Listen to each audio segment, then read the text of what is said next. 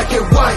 Cause when the jungle come alive, who day we ignite in Cincinnati, we gon' rise in the jungle, we unite in drippin' orange and black and white. Who day when we fight, live and die in these stripes. Wake up the feast, every day is a feast. Time to bust it off the leash. In the jungle, drippin' heat. Tigers strike the city streets. East side, stand up. West side, stand up. If you reppin', who day? Time to put your hands up. Bengals stripes, we in it. New day, new age, yeah, we get it. Cincinnati jungle fit it. Who day in our house, we win it. Orange and black and white, we build it. Earn our stripes, you know we kill it. Bleed our colors, jungle drippin'. Nasty, natty, yeah, we lit it. Lit the crowd, get the city loud. Yeah, we feastin' now. Fit the bounce, make the city howl. Now we beastin' now. Thunder through the tunnel, from the sideline to the huddle. Stripes we tatted on the jungle. When we flex that, who they muscle on them.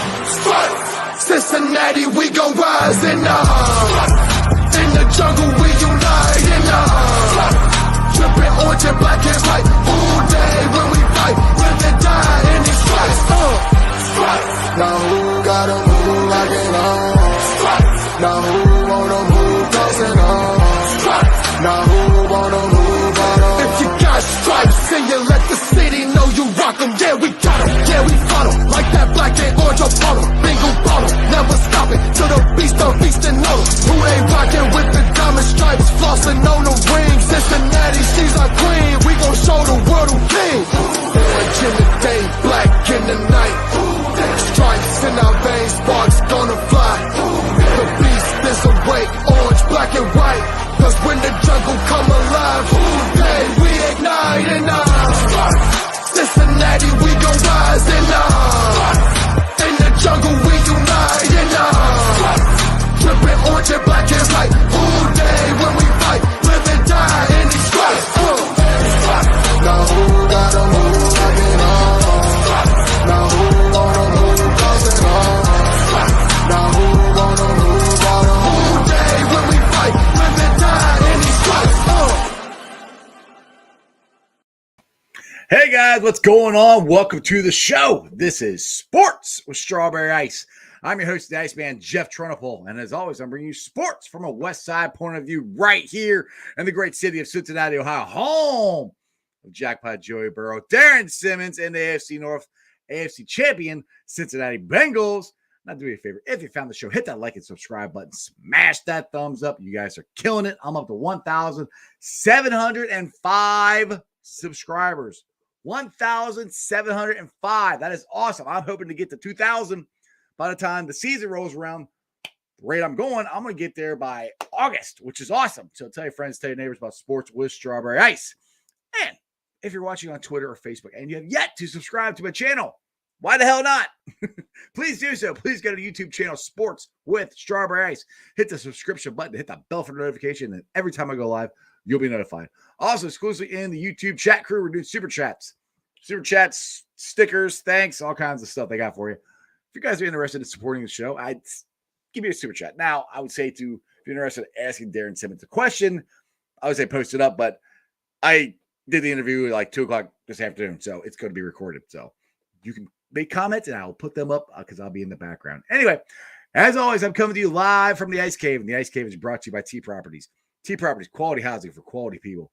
Check out the website at www.tpropertiesllc.com for all your rental property management needs and your rental needs.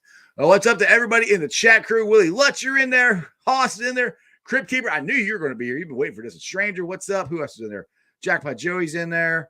Let's see here. Let's Ray Robinson. Lindsay, what's up? Bang the Bruise. Derek, what's up, buddy? What's up? Hey, this is Derek. Hey, what's up, Derek? How you doing? Jake, what's going on? Samuel. Bengals Bridge Crew, exactly. And no, Ray, it's not a strain of weed, but yeah, whatever. Thanks for asking. Oh my goodness. Anyway, all right, guys. So as you know, I have been trying like hard or like hell to get Darren Simmons and actual Bengal players on my show for like the last 3 years. Really hard the last 2 years going down to Bengals practice and hanging out at the bridge and all that stuff. And started with Deontay Smith. He came on my show a couple weeks ago. And then Delonte Hood came on last week. And now Darrin Simmons came on. It's awesome. Eli Apple said he's going to come on. Mike Hilton said he's going to come on. Ted Karras said he's going to come on. Hayden Hurst. So I got a whole bunch of them that said they would come on. They all have my cards. So let's see. They all have to DM me or email me or something. Anyway, this is a really cool interview. Darren is a really down-to-earth, really cool guy. He's really humble. He's just like one of us, man. It's an easy conversation to have with him. Anyway, before I ramble on anymore, let's get to my interview with Darrin Simmons. Hey guys, what's going on? I got a very special guest today. He's a guy who last year told me he would come on my podcast, and then somehow he got busy. Like, I don't know, they went on a Super Bowl run or something like that. But anyway, I'm very pleased and happy to have him on the show today. He is, in my opinion, I'm a little biased, the best special teams coach in the NFL. He's none other than Darrin Simmons. Well, thanks for having me on. Finally get to be on. Yeah, long time no see. That's right.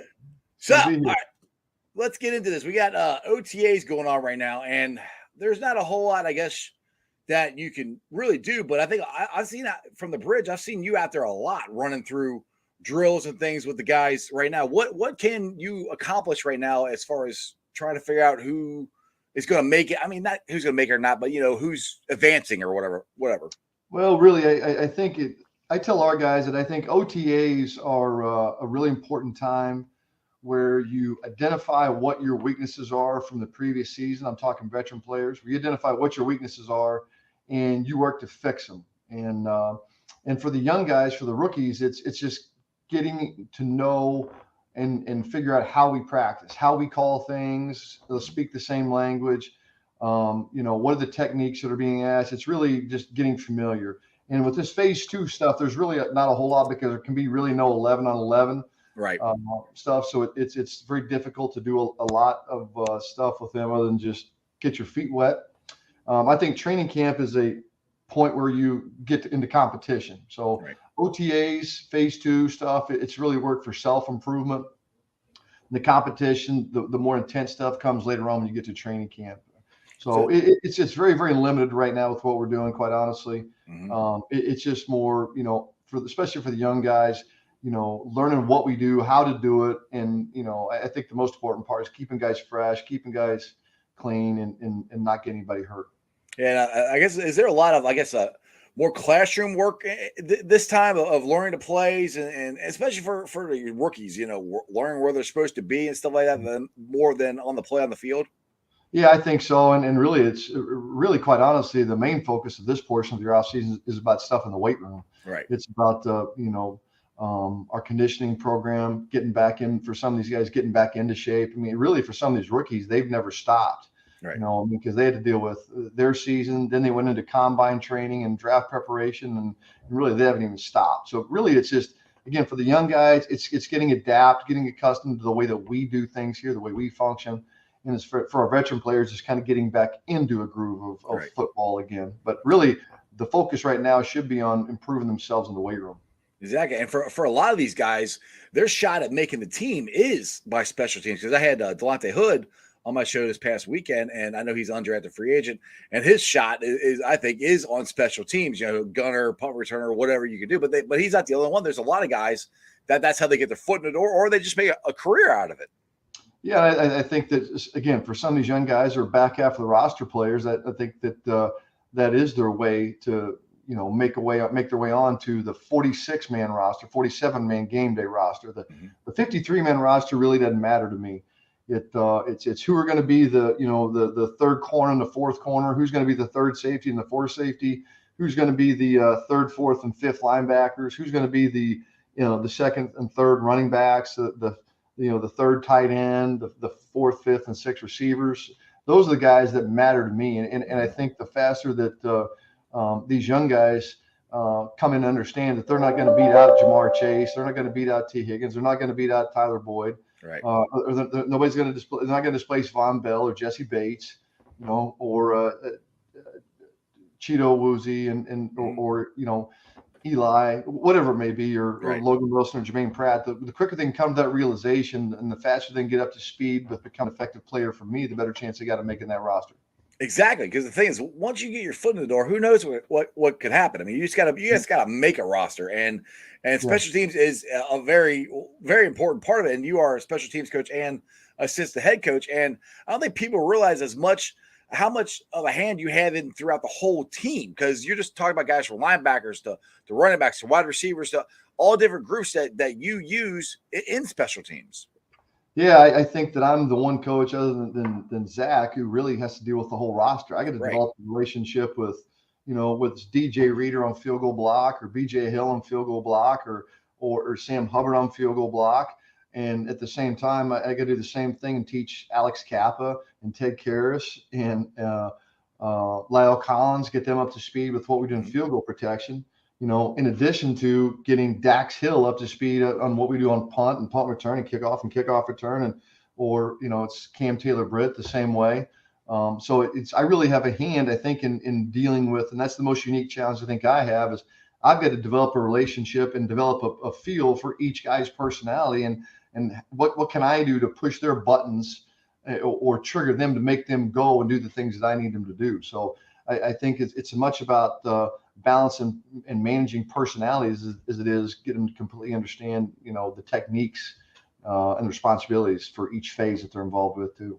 Right, exactly. Now, Darren, you've actually been there longer than anybody now. I mean, you were there for Marvelous. So everybody that's on the roster, all the coaches, everybody, you've been there longer than everybody. And a lot of guys, since special teams coach, and your hand is in so many different things, sometimes advance onto head coaching. Now, do you ever have that thought process in mind that you want to become eventually a head coach someday, or you like it here? No, sure. I think everybody would love the opportunity to do that. Again, I still feel like that as a special teams coach, as I said earlier, I'm really the one that, in addition to the head coach, that has a feel for the whole team. Right. Has the best feel for the whole team, and what are each guy's positive or pluses and minuses, their weaknesses, their strengths. And again, it's about really being a head coach is about dealing as much about dealing with personalities and managing personalities as it is anything. It's a little different for Zach because Zach calls plays for us, and so he has a huge role and a huge hand in that. But no, I think it's always something that I would love the opportunity to do is have your own team, run your own team. I feel like I'm experienced in that, been doing that for a long time here in this league, and it's about finding the right opportunity at the right time, just like it is with a lot of players. Exactly. You've been here since 2003. Now, let me get back to your personal career where you started out. Now, I did look some stuff up. You punted at Kansas, but before that, you were at Dodge City Community College. That's a NAI team, or what college is that? That's it's a junior college. It's a junior college. It's out there in the Jayhawk Conference in Kansas. If you remember back several years ago, there was that little show, I can't remember the name of it now, where they focused on there's a team out in Kansas, a football team out in Kansas. It was at Independence. Okay. The name of that show's slipping me now. Last Chance U. Oh, yes. I know what you're talking about. Yes. So that was the conference. The conference that team was in. Dodge City's also in that same conference. Okay. They have Fort Scott, they have Butler County, they have Dodge City, they have Garden City, they have Independence. And there have been a lot of really good players come out of that junior college program. Corey Dillon, who was here a long time ago, played in that conference. I was a starting quarterback and starting punter there. I was a starting quarterback for a year and some change. I was starting punter both years. I was at Dodge City. I did that. It was close to home for me. It's about 2 hours from my hometown. Okay. So I played junior college for 2 years, and then I transferred to Kansas after that. And you're at Kansas. It was the Big 8 then. It wasn't the Big 12. So that was back in that time of that. I didn't go to college at Big 12, but that's when I went to college was back then when it was the Big 8. People were like, what's the Big 8? Like, well, that's what it used to be called. It used to be called the Big 8.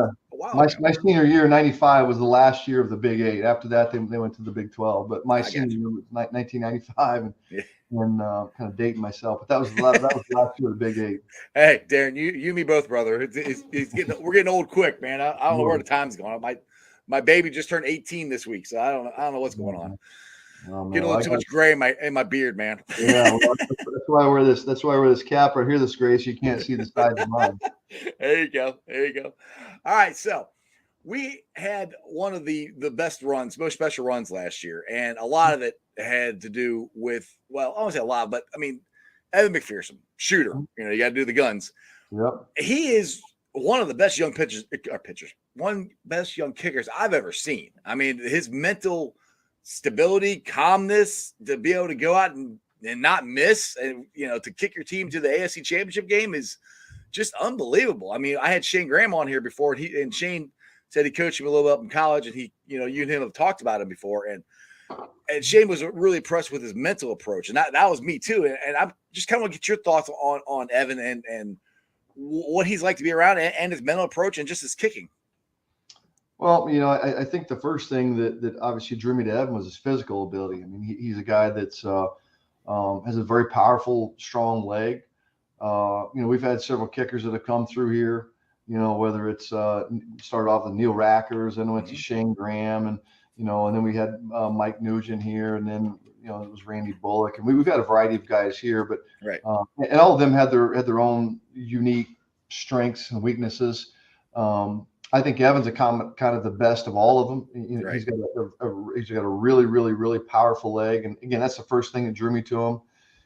You know, I then went down to the University of Florida and worked him out on his pro day.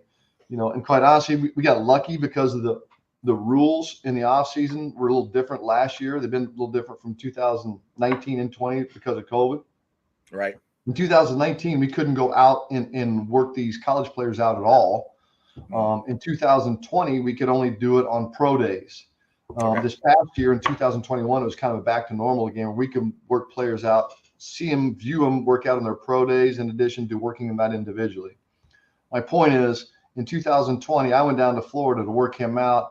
And again, so all coaches only had one opportunity to see him, and that was on their pro day. So if there were pro days on the same days, like if the University of Florida and you know, whoever else, University of Georgia had pro days on the same day, you get to pick one of the two to go to. And so I was one of probably seven special teams coaches that was at Florida to watch him that day. You know, he had probably one of the best workout I've ever seen a kicker have that day. Not only his power, but just how competitive he was, how even keel he was. And you got to remember, really, last year should have been his senior year of college. He came out early as a junior, right? And so he was an early out. And you know, just his mental toughness, his ability to not get too high or too low, I think are big things. You know, for him, his ability to deal with, you know, he dealt with success early on. Obviously, we had a game winner against Minnesota. You know, then we had another game winner, you know, a couple weeks later against Jacksonville. But you couple that in with the Green Bay game. Dude, I still think he made that one in the end zone. I sit in. I swear it hit the freaking the red flag at the top. I was cheering, jumping up and down. I'm like, and my son goes, he missed. I'm like, what?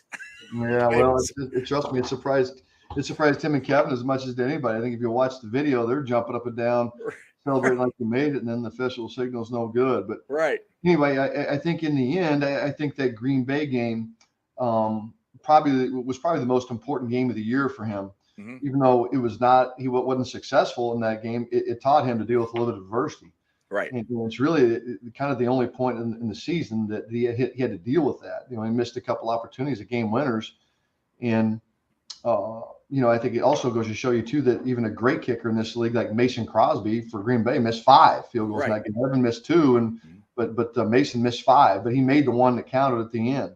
Right. And so I think that kind of taught him that no matter what, you got to be ready to perform at any time. And a game winner it could be in the middle of the first quarter, it could be at the end of the fourth quarter. You don't know when it's going to be. Right. And you know, obviously the amount of success that he had in himself, and the same thing that the amount of success or the level of confidence the team had in him down the stretch were obviously crucial and critical points to our success at the end of the year. So, yeah, I'm certainly glad he's on our side.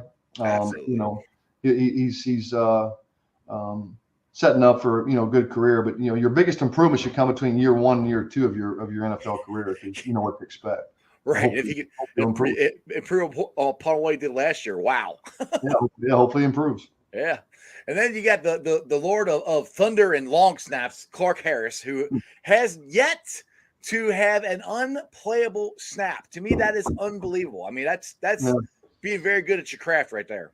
Yeah, he's been somebody who's been really consistent throughout his career. You know, again, whether it's him, whether it's Kevin, I trust those guys in they're really in any situation. They've been in every situation, you know, football situation known to man. They're both football guys. They're both very intelligent strategically. I feel like they're coaches on the field. I feel like it's an extension of me being out there. So they, you know, I've taught them, I've trained them how I want them to react in certain situations. So I feel very, very confident, comfortable when they're out there. And I got Kevin Huber, who hopefully could be, if he makes the team this year, could be setting the record. I think it's right for the most consecutive games or seasons played for the Bengals. I think that's what it is. But he also got competition this year in Drew Christian. And I've talked about, Kevin really doesn't talk to me, but Drew does. But that is a competition that is happening this year. It happened a little bit last year. Drew got injured.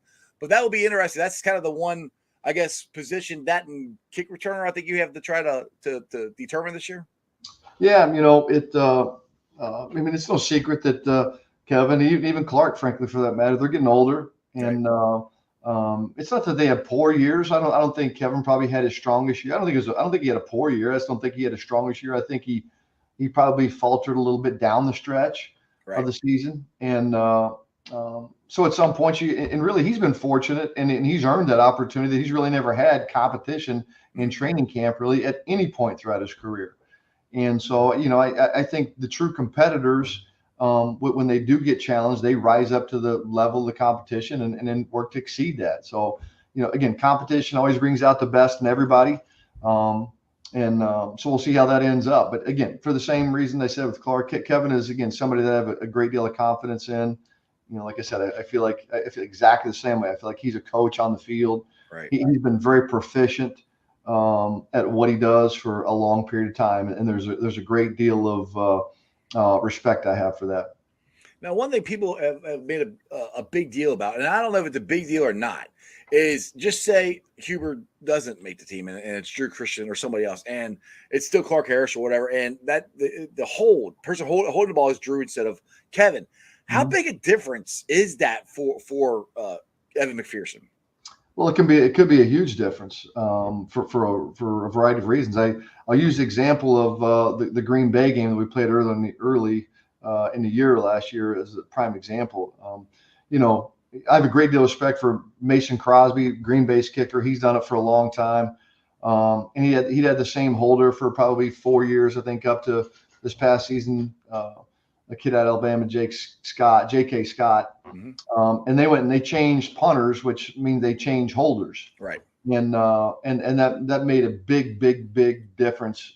And Mason Crosby didn't change a lot. The one thing it changed was the holder. Right. And, I think it affects his level of confidence and the level of confidence that the kicker has. Again, you know, most people don't know from the time the ball on a field goal play, from the time the ball is snapped until the time it's kicked is about 1.25 seconds. Okay.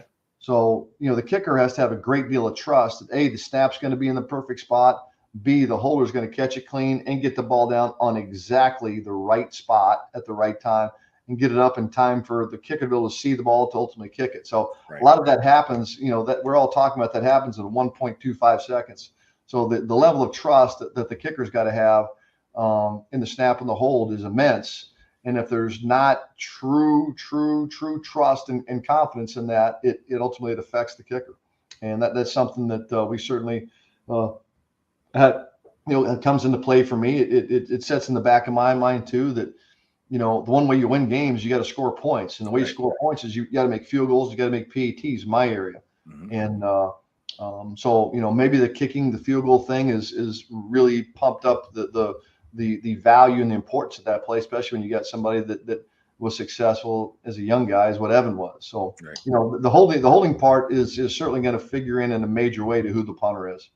Yeah, that's interesting. And sometimes, now, do you have a preference? Because sometimes, I think every time you've been there, the punter's been the holder. Some teams, I don't think they do it as much as they used to. It used to be like the backup quarterback in case you ever do a fake fake punt, the guy to throw the ball. Have you ever been that guy, or you always had the punter as the holder? Yeah, the punter's always been the holder. I don't think there are any teams in the NFL now that currently have the backup quarterback as the holder. Okay. I think that's all 32 teams have the punter to do it, and really it's so you can develop the trust between the kicker and the snapper. Right. And having the holder in there being confident. If it's a backup quarterback, I don't know when the kicker practices with him other than before or after practice. True. When we're practicing field goals in the middle of practice right now, and for us to be able to do that, we got to have somebody over there to hold, and so that's why the punter always functions as the holder for us. Yeah. So yeah, that it certainly becomes a big part of it. Well, I can verify you guys are always practicing because I'm always right above you on the above the bridge there, trying not to bug you too much. But Darren, you've given me almost 20 minutes. Again, I appreciate it. This means a lot to me. Thank you very much for joining the show. I've got some more time if need be. I got another 10 minutes here if you. Oh, all right, cool. Yes, absolutely. Okay, so let's get into your background. I know I don't exactly know. I think you grew up on a farm. Is that true? Yeah. Where exactly did you grow up? Because I do want to get into some of that stuff. Yeah, I grew up on a wheat farm in Southwest Kansas. I grew up there my whole young life. My dad and my parents had a farm as probably a third generation farm out there, second generation farm, out there. It was about 4,300 acres. What did you guys grow out there? Wheat, mainly wheat. And a little bit of corn and milo, which is it's a feed grain for cattle. Okay. It's really relatively dry out there where I'm from. It's in Southwest Kansas, in the southwest corner of the state of Kansas by the Oklahoma, Colorado, Texas panhandle. Cool. That's flat too. Yeah, very flat. It's nothing like Ohio right now, or at least Cincinnati. No. It's very flat out there. It's very flat, which obviously means the wind blows a lot. Right. A 30-mile-an-hour wind out there that's just a nice breezy day. Here people view it as a hurricane, but out there exactly gale force winds. But out there it's just a breezy day. Exactly. So that's why you have all those the windmills and everything out there generating all the energy for you. So, all right. There's a lot of those. Yeah, no, there's a lot of those out there. Exactly. All right. So you went from there. You got to, like I said, we said earlier, Dodge City Community College, and then you went to Kansas. So after Kansas, did you get shots at being a punter or a backup quarterback in the NFL? No, I got a couple workouts as a punter. I had a good senior year. I was average as my junior year. I had a really good senior year. It wasn't probably good enough at the time, to be an NFL player. So I had a choice to make. Either I keep, trying to be a player or ultimately become a coach. I stuck it out for 1 year trying to play. And I was fortunate enough that my head coach at Kansas was Glenn Mason, and he liked me well enough that he allowed me to be a graduate assistant there. So I was learning to coach, but at the same time, I was still training a little bit too as a punter in case an opportunity came up for me again. Mm-hmm. I went through a year there. Coach Mason left and went to University of Minnesota. And I then followed him up to University of Minnesota. Ooh, that's cold. It was. The fortunate part for me, I went up the year I went up there was one of those El Nino years. So it was the snow was actually it was more mild winter than there you go. In a long time. At the end of my 1 year at Minnesota, an opportunity came up for me in the NFL. I had an uncle who was a strength coach in the NFL for the Ravens. And, growing up as a youngster all through high school and even through college, I would go and help him in training camp. He was with the Cleveland Browns. When Bill Belichick was the head coach with the Browns, he was the strength coach at Cleveland. And then if you remember, ultimately that franchise, the Browns franchise moved and became the Ravens. So he was part of that transition. So I helped in Cleveland. Then I went and helped in Baltimore. There was a spot on the coaching staff that became open for me, or that came open on Baltimore's coaching staff as the assistant special teams, assistant strength and conditioning. And so after my 1 year at the University of Minnesota, that spot came open. I got offered that job, and so I had to make a call: either keep trying to chase my dream as a player, or go to the dark side and become a coach. And, the dark side, I like that. And I felt that my opportunities as a player were going to be limited. I was going to be a fringe guy, even if I got the chance at all anyway. So I probably made the right call and went and tried the coaching thing on. Now, was Harbaugh the coach in Baltimore then? No. Ted Marchibroda was the head coach. Oh yeah. It's like that's like 95. Yeah, never mind. Yeah, this is like this is actually 97, I think. 97. Okay. Ted Marchibroda was the head coach there that year. He was there. I was there with him for 1 year. Then the head coach of Baltimore became Brian Billick. Yeah. I then went from Baltimore. I was at Baltimore for 1 year, and then I went to the Carolina Panthers. I was with them for the next 4 years. George Seifert was the head coach for 3 of those 4 years. Yep. And then John Fox is the head coach there for 1. Okay. And then Marvin got this job here in Cincinnati in 2003. Obviously, I knew Marvin from my time in Baltimore. Right. And, he offered me an opportunity to come here. And so I jumped on that chance and, been fortunate enough to be here ever since. Exactly. And it's like I said, you said you had a chance to either turn to the dark side or chase your, well, I don't want to say dream, but chase, the NFL career. And I said, I think you made the right decision because, like I said, in my opinion, you're one of the best special teams coaches in the league. And you've been here, as far as NFL coaching jobs goes, people don't stay in jobs that this long. That is coaching in NFL is not for long. You've been here since 2003. That's pretty good right there. I don't know what the record for the longevity of a special teams coach is, but I'm pretty sure you're pretty close to it. I don't know what it is either. I've never, I've thought about it. I don't want to jinx myself by looking that up and seeing what it is, but no, I've been very fortunate. I've been very fortunate here. It's been a good relationship with this franchise and the Brown family, and they've treated me very well. I can't complain. Nor would I ever about anything they've ever done. They've gave me an opportunity to, most importantly, raise my family here. My family loves it here. This is home for them. My daughter was 1 year old whenever we moved here from Charlotte, and she's getting ready to, go into her junior year of college at IUP. And my other 2 sons were born and raised here. So this is home for them. All their friends are here. We have our own, group of friends. This is home for us now. So, right. We feel very fortunate to have been here, and for me to get the opportunity to do something that I love and feel so strongly about is, it's a pretty cool thing.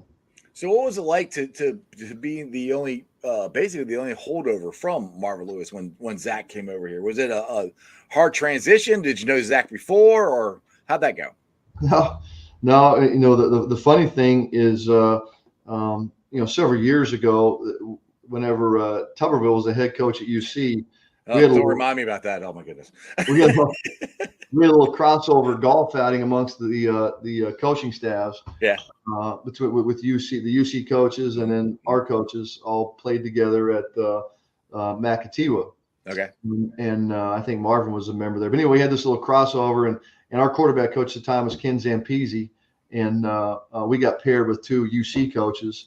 And one of the UC coaches was the 1 year I think that Zach was here at UC. So he was. I got to play golf with him. That was cool. Obviously my first exposure and only exposure, frankly, to him prior to him getting here. So who won the golf? I'm just curious. I don't even remember.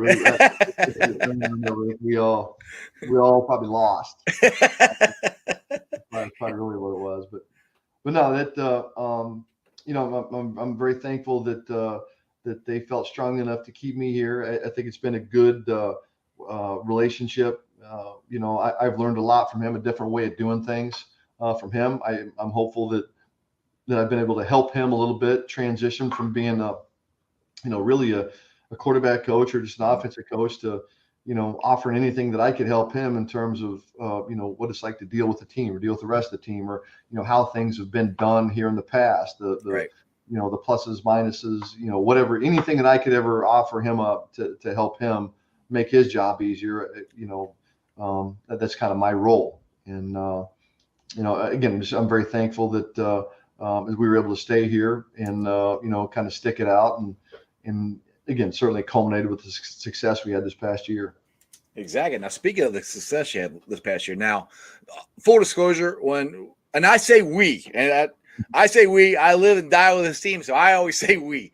when we won in the first playoff game since 1991, when I was 15, 14, the Bo Jackson game. When we won that game, I'm not lying. I started tearing up. It was such an emotional thing because we had, so many years from the 90s when we were terrible. Then Marvin came in and Marvin brought us up and we could not win a playoff game to finally getting it done. Now, you were here for the years when we couldn't win the playoff game. What was that like for you to finally, just as a coach, finally get your first playoff win? Well, certainly getting them, trust me, it epitomizes getting the monkey off your back. Yes. And the good part about it, I think, frankly, for everybody else, whether it was on the coaching staff or even the players, other than maybe me and Kevin and Clark, right, they're the only ones that were significantly involved in some of those other losses. Mm-hmm. We're the ones that bore the weight of that. None right. of the other people on this roster or even the coaches here were a part of a lot of that, but we were. Mm-hmm. And I think so. It's a bigger relief for us as it was anybody. And I would trust me, we felt the same burden that the fans felt. Oh, absolutely. Of what it's like to, be so close on so many occasions and just for whatever reason, not get it done. And to finally get it done, in that game against the Raiders was a big deal. And, I'll never forget the excitement. I'll never forget as long as I live, the excitement of the crowd and just to see the energy that place had that night after that game was pretty special. And then it rolled on into the night. Everybody's partying. I trust me, I can only imagine what it was going to be like, in downtown and how many people are going to be missing work. So exactly, that's a great thing. Exactly. Then we rolled it into Tennessee, and I actually was able to get playoff tickets. Me and my son and my buddy Matty, we went down to Tennessee, and then watching I said the end zone that I was standing in is the end zone. Evan kicked the game-winning field goal, and again, full disclosure, I hit this one lady. It's like, well, that's a little much. I mean, I fell to my knees and started bawling. I'm like, we never won a road playoff game. I'm like, this is unbelievable. I'm like, this is, and me, I'm at the practice all the time, and I'm with you guys. I'm like, this is so freaking cool. And this is what Tennessee lady's like, that's a little bit much. I'm like, well, woman, you have no idea what I've been through as a Bengals fan. I'm like, this is freaking cool. Then you go to the Super Bowl, and I'm like, that had to be the coolest thing ever to go there. And you had to watch The Rock, do his thing before kickoff or whatever, which was a little interesting. But what was the Super Bowl experience like? Well, it was very neat. It all happens very fast. There's a lot that goes. There's certainly a lot that goes into that game. I think as a team, you try to stay locked into the process and staying into routine as much as you can throughout those 2 weeks. It's difficult, with all the things that go into the Super Bowl, all the media things that you have to deal with, whether it's family and arrangements and tickets and everything, trying to get everybody taken care of. And it's good the way we handled it. A lot of that stuff got done the week before. It allows us to go that week of the Super Bowl and really, our game plan had been installed the week before, and really it's just polishing up on things that next week out there in California. But it was certainly very unique, and I think the one thing that I learned, I knew it, but I learned it though is really all you have to do is just win one game. We're not playing for a season here. We have to find a way to do whatever we have to do to win one game. Yep. And we got within whatever it was, a minute and 15 seconds or whatever it was of being able to do that. But it doesn't matter if it's a minute and 15 seconds or whether it's 11 minutes. We in the end, we made all the plays in the other playoff games to win those games. Yep. And, the Raiders game made the plays, the Tennessee game, and obviously the Kansas City game, we made the plays. We just didn't make enough of them in the Super Bowl. And I think to be able to go through that whole process and when every one of those, you got to make every play in every game to have the opportunity to win. And that's what makes winning that game so special, I think, is that everything is lined up. And it's people just have no idea how hard it is to win that game. I do, because I've been doing this for however long, and I never had a chance to win a playoff game before. So I know what it's like to try to go through it and win every single game. And and then all the fans think, oh, great, we were back there. We were there last year. We're going to go again next year. You have no idea. It's not even anywhere close to being that easy. Right. You have to hit reset and you start over. I mean, it's 0-0. You don't get to pick up where you left off. And we were the fortunate ones a year ago that, thank God we didn't have to pick up where we left off, in 2020. I mean, everybody starts afresh, everybody starts anew, and the same thing will happen this year. And that's why I think as fast as we can get over, what happened or didn't happen a year ago and learn to hit reset. And we've got to find a way to do something completely new and find a completely different way to do it is the challenge in front of us. Yeah, exactly. And that's one thing that I really liked about what Joe Burrow said the other day in his press conference, or, because there are Bengals from the 80s that still have not watched the Super Bowl that they lost. Mm-hmm. He watched it the next day, just like it was a regular thing, like it's normal work, and to help him get over it. And to me, you're never going to get over it. But like you said, you got to move on, and you have to compartmentalize. Once you get in the playoffs again, you're winning one game. It's not, okay, win this game, then win this game. And we win. It's so singular focus what you guys have to do from week to week to week. It's just win one game, then move on to next week and win that game. It's just I don't know how you do it, to be honest, because I can't mentally do that. I'm always thinking up to the next thing. But you guys have to do it so singular, one week to the next. And the better you do that at, the better you are at that, the better you are to win the games. Well, because I think the thing that happens is you can only control what you can control. You can't control what happens in the future. I can just control what happens, that week and for that game. You can't worry about what's in front of you, because if you don't win what's in front of you, you can't worry about what's beyond, because if you don't win what's in front of you, you don't get what's beyond. Exactly. And so I think it makes it pretty easy for us to lock in, or to lock in those situations. That's what we tried to do this year. Was just concentrate on that week. Let's try to find a way to win, to beat the Raiders. Then next, let's find a way to beat the Titans, and then let's find a way to beat the Chiefs, and then let's find a way to beat the Rams. And we just came up a little bit short. But I think what it does is it gave our team confidence in each other, that we've got some skins on the wall, and it obviously gives a lot of the players the confidence too, in trusting the process that Zach and us, is that we try to lay out in front of the players each week on how to do that.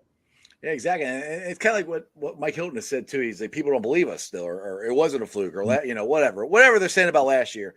And to me, I always looked at it as a chip on our shoulder. It's saying, okay, we can go prove it again. Now, like you said, it's not easy. I'm not, and I'll protect you guys to go back to Super Bowl, all that stuff. I'm a fan. I'm not, I'm not a coach, but it's not easy to do. That's what I try to keep telling everybody. It's because last year also you guys are extremely healthy all up until really the playoffs. That's when you started getting injured. Lost Lario, and you lost Riley Reef, and that was pretty much the two big ones that you lost. But there's two big pieces that you lost, but throughout the whole season, you're pretty healthy.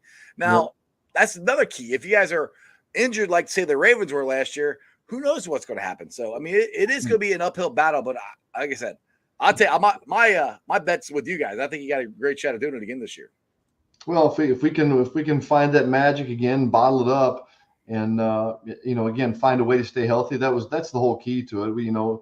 The previous 2 years we've been injured, immensely at a lot of critical spots, and sometimes I feel like those injuries come in bunches, and especially when it gets to certain position groups. You get one injury, and then two injuries turns into four injuries at one specific position group, and then you're completely screwed up. And we were very, very fortunate to stay that we didn't suffer any just catastrophic injuries, and give credit to a lot of our guys, how they fought through some injury. It's not just always fighting through injury. We dealt with, we've had to deal with all the COVID issues that came into play, and all the testing and the protocols and vaccination, non-vaccination. And it's just a lot that our guys had to deal with. And I give them credit for the way they were able to maintain their focus and channel their energy to practice, and channel their energy to their preparation. And again, trying to find a way to win one game. Exactly. You guys are actually going to have some of a normal season this year, normal off season, which that'd be kind of nice for once. Yeah, hopefully let's knock on wood, and hopefully that stays into play. There, I knocked on it for you. I did too. You just couldn't see me. All right, Darren. Oh, real quick, one more question. I'll let you go. What time of day do you start working? I'm just curious. I get here, during the season, I get here a little before 6. And in the off season like this, I'm here a little bit after that. I'm usually here by 6:15. But during the season, I usually try to get here by 6 a.m. and try to get rolling. I live up in, I live way north up in Mason, so it's a haul for me. So I try to beat all the traffic and get in there, relatively as early as I can. And see, that's why you gotta be on the west side like me. It's like a 15-minute drive. That's why I can get there so quick. Oh, I know. No, trust me, I know. Well, Darren, I know you're doing film study and everything. I'll let you get back to it. Again, I really do appreciate you coming on. And like I said, appreciate you. I apologize if I bug you guys on the bridge. I don't mean to. I'm just trying to be a fan. No, we appreciate your support, and hopefully we can make everybody proud and keep this thing going. Absolutely. Well, you have a wonderful day, and I'll see you tomorrow. You too. Sounds good. Who day? Take care. All right, guys, I'm back. Hope you enjoyed that interview. It was a really cool one. Like I said, I probably could have kept going, but he looked like he's getting tired. So I wanted to end it. The man gave me about 40 minutes. So, that was pretty cool. I'm glad you guys liked it. Let's see. What's up, Charles?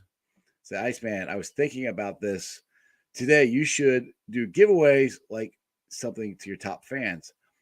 I should. That's a good idea. I don't have, I got stickers I can give away. I don't know. I might do that. Let's see. I have given away stuff before. I give some Jackpot Joe stuff. I have given away some strawberry ice stuff. I don't have a whole lot of strawberry ice merchandise, so that's another thing. I just don't have a lot of stuff in that. But anyway, like I said, I hope you guys enjoyed that interview. Like I said, I'm working on getting some more. And you guys are very kind in the comments, saying I'm going to be in the locker room. Yeah, we'll see. That would be cool, but we'll see. I'm just hoping I get some.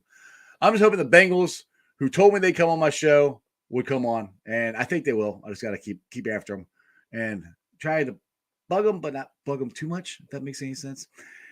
Anyway, like I said, if you guys know anybody who missed the interview, make sure you tell them about it.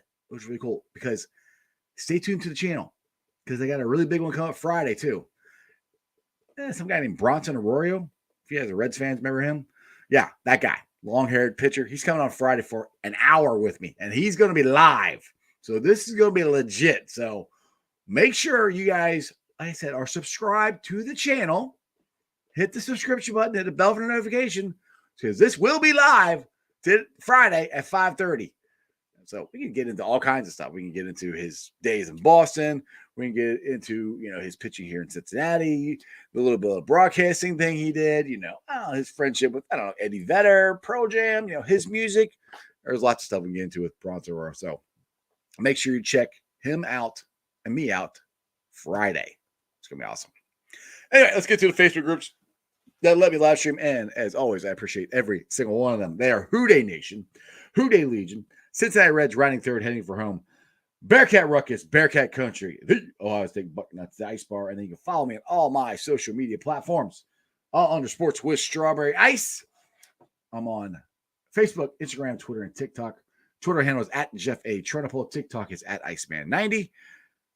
I think I'm going to pull the sound off. I know I haven't done it like a week and put it on the podcast, but make sure you tune into the podcast if you want to hear it again, or just watch the YouTube channel again. But my podcast, if I put it up there, is on BeanPod, Apple, iTunes, Spotify, Google, Stitcher Play, pretty much wherever you get your podcast. Please make sure to rate, like, and review. Tell your friends, tell your neighbors about Sports Strawberry. Like I said, YouTubers are at 1,705 subscribers. That is awesome. So stay tuned to the channel. I got a lot of cool stuff coming up. I'm working really hard for you guys. I'm having a lot of fun doing it. And like I said, if it wasn't for you guys watching, one, there'd be no reason to do this. Two, none of these guys would come on my show. They'd be like, "You're who?" Like, whatever.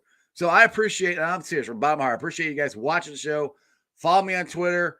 And I was at this place yesterday, and I don't even remember her name. This lady was like, she walked by me, she was, "Are you Strawberry Ice?" I said, "Yeah." She goes, "Oh, I follow you." I said, "Oh, cool, thanks." And then another lady that was kind of sitting next to me, she goes, "Are you famous or something?" I go, like, no, not really. No, I'm not famous. No, I'm just got a YouTube channel. So anyway, like I said, I appreciate you guys following me, following the show, telling your friends about it, and all that. What's that, Charles? Hold on a second here. Okay. How did you get into doing it, podcast, and doing you have any advice for someone trying to get into it? Well, I'm old, so I went to radio broadcasting school back in 1994. So I was actually on the radio not for very long. I was on the radio. That's how I got the silly name Strawberry Ice. And podcast, man, you just go create a YouTube channel. Go get Anchor. That's what I use for my podcast. Write stuff down. Find a story or something you want to talk about, and start talking and put it out there. That's the best thing. That's what I started 3 years ago. I just started talking and put on YouTube, and people started liking it, and it's kind of grown from there. So that's how, I just tell everybody, like some people like want to hurt them go live right away. It's not that easy to go live right away. I would recommend recording stuff, doing that for a while till you get comfortable with the equipment, talking, getting your own point across, stuff like that. I would record something, put it on YouTube, put it on a podcast, and go that way. Then once you start getting more and more comfortable, then you can go live and, try to reach out and get people on. Like I said, it's fun. But that's how I would recommend you doing it, Charles. So good luck with that. I hope you do good. And hey, if you ever want a guest, hit me up. I'll jump on. Other than that, that's just sports, baby. See ya!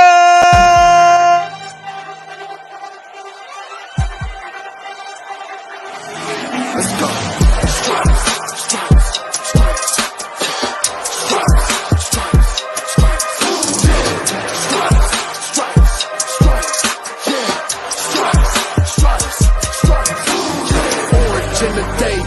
In the night, stripes in our veins, sparks gonna fly.